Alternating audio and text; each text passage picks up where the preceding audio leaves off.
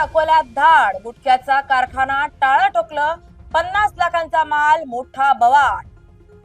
आले मुंडे यांनी थरथर कापायला लागले गुंडे, कारण प्रत्येक अवैध धंद्यांवर मुंडेंनी धाडी टाकायला सुरुवात केली आहे. राज्यात आतापर्यंत हजारो टन भेसळयुक्त खाद्यपदार्थ पकडले गेलेत, नष्ट केले गेलेत.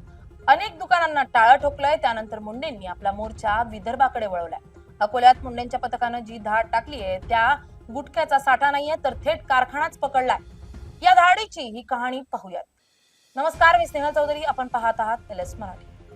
राज्यात अन्न व औषध प्रशासन विभागाकडून अवैध खाद्यपदार्थ, आरोग्याला घातक असलेल्या तंबाखूजन्य उत्पादनांविरोधात सध्या धडक मोहीम राबवली जाते.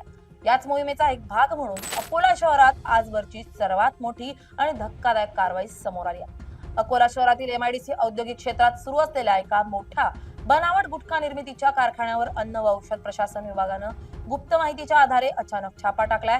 या अत्यंत गोपनीय आणि धाडसी कारवाई दरम्यान प्रशासनानं घटनास्थळावरून सुमारे 50 लाख रुपये किमतीचा प्रचंड मोठा मुद्देमाल हस्तगत केलाय.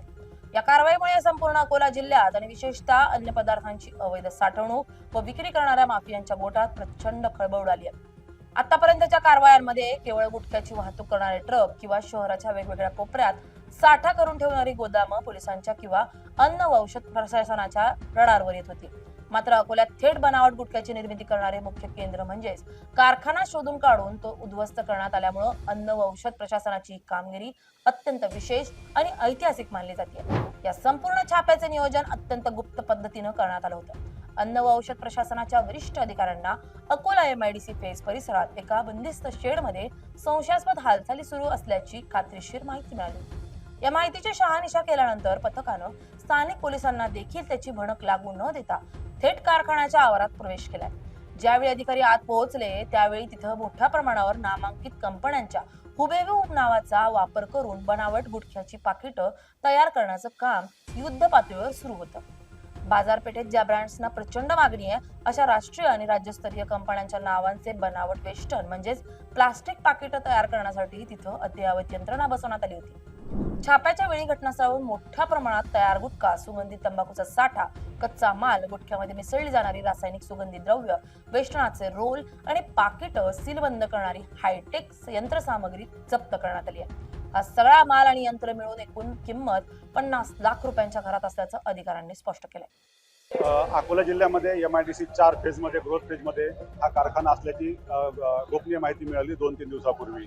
त्यानुसार मग आपण काय केलं की सर्व FDAचे अधिकारी आपण बाहेर जिल्ह्यात तिथं बोलून घेतले आणि आपण एक सकाळी 6 वाजल्यापासून याच्यावर वॉच घेऊन होतो आपण. आणि अशा ठिकाणानंतर सर्व आम्ही एकदम इथं राड मारलेली आहे. सदर ठिकाणी 3 कामगार काम करत असले आढळले. तसेच या ठिकाणी कच्चा माल जो गुटखा बनवण्यासाठी वापरत डुप्लिकेट गुटखा बनवण्यासाठी वापरत तो सापडला. लेबल्स जे पॅकिंग करण्यासाठी होते, त्यानंतर त्या मशिनरीज ज्या वापर केला जातो ते सापडलेले आहेत.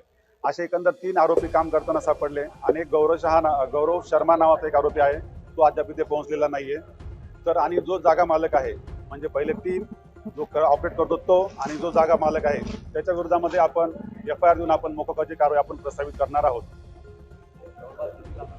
जवळपास हा कमीत कमी 50 लाखाचा माल होईल, कारण अजून मोजणी सुरू आहे या मालाची. तर कमीत कमी 50 लाख होईल असा अंदाज आहे. यस, आपण कारण संघटित गुन्हेगारी स्वरूप आहे. 5 आरोपी एकूण याच्यामध्ये आपण आता निष्पन्न झालेले आहेत. त्यांच्यावर FIR आणि कारवाई प्रस्तावित करू आपण. कारवाई सुरू असतानाच प्रशासनाच्या पथकानं कारखान्यात काम करणाऱ्या 3 मजुरांना रंगेहात पकडलं असून त्यांना तातडीनं ताब्यात घेण्यात आलंय. हे मजूर परराज्यातील असण्याची शक्यता वर्तवली जात असून त्यांना केवळ मजुरी देऊन हा बेकायदेशीर कामासाठी राबवून घेतलं जात होतं. प्राथमिक चौकशीत या मजुरांनी दिलेल्या माहितीनुसार हा कारखाना गेल्या अनेक दिवसांपासून, अनेक महिन्यांपासून या दुर्गम भागात सुरू होता आणि दररोज लाखो रुपयांचा बनावट गुटखा तयार करून तो वेगवेगळ्या जिल्ह्यांमध्ये आणि ग्रामीण भागात पुरवला जात होता. असं असलं तरी अन्न व औषध प्रशासनाची गाडी कारखान्याच्या दारात पोहोचताच या संपूर्ण काळा धंद्यांचा मुख्य मालक आणि मुख्य सूत्रधार तिथून पसार होण्यात यशस्वी ठरला. तो अत्यंत सराईत गुन्हेगार असण्याची शक्यता असून त्याचा शोध घेण्यासाठी आता स्थानिक गुन्हे शाखेची आणि अन्न व औषध प्रशासनाची विशेष पथकं रवाना करण्यात आली आहेत. तो हाती लागल्यानंतरच या रॅकेटची पाळमुळं किती खोलवर पसरली आहेत आणि याच्या मागे आणखी कोणाचा वरदहस्त आहे हे स्पष्ट होऊ शकेल. अन्न व औषध प्रशासन विभागाच्या या अत्यंत धाडसी आणि धडक कारवाईचे सामान्य नागरिकांकडून उत्स्फूर्त स्वागत होत आहे. प्रतिबंधित आणि आरोग्यासाठी अत्यंत घातक असलेल्या गुटख्याची निर्मिती रोखल्यामुळे तरुण पिढीला व्यसनाधीनतेच्या गर्तेतून वाचवण्यासाठी हे मोठं पाऊल मानलं जाते. परंतु या कौतुकासोबतच आता स्थानिक प्रशासकीय यंत्रणेवर अत्यंत गंभीर प्रश्नचिन्ह देखील उपस्थित केले जात आहे. अकोला शहराच्या MIDC सारख्या गजबजलेल्या आणि उद्योगांचे केंद्र असलेल्या भागात इतक्या मोठ्या प्रमाणावर अहोरात्र बनावट गुटख्याचं उत्पादन सुरू असताना स्थानिक पोलिसांना किंवा गुन्हे अन्वेषण विभागाला याची साधी भणकही कशी लागली नाही असा संतप्त सवाल नागरिक विचारत आहेत. कारखान्यामध्ये चालणारी अवजड वाहनांची ये-जा, यंत्रांचा आवाज आणि कच्च्या मालाची वाहतूक या गोष्टी स्थानिक यंत्रणांच्या नजरेतून कशा सुटल्या की याकडे जाणीवपूर्वक दुर्लक्ष केलं गेलंय अशी शंका आता उपस्थित केली जाते. या प्रकरणाचा तपास आता केवळ गुटख्याच्या जप्तीपुरता मर्यादित न ठेवता स्थानिक यंत्रणेमधील कोणाचे आर्थिक हितसंबंध यात गुंतले होते का याचीही उच्चस्तरीय चौकशी व्हावी अशी मागणी जोर धरू लागली आहे. सध्या या प्रकरणी गुन्हा दाखल करण्याची प्रक्रिया सुरू असून जप्त केलेला मुद्देमाल सुरक्षित स्थळी हलवण्यात आलाय. Bureau report LS Marathi.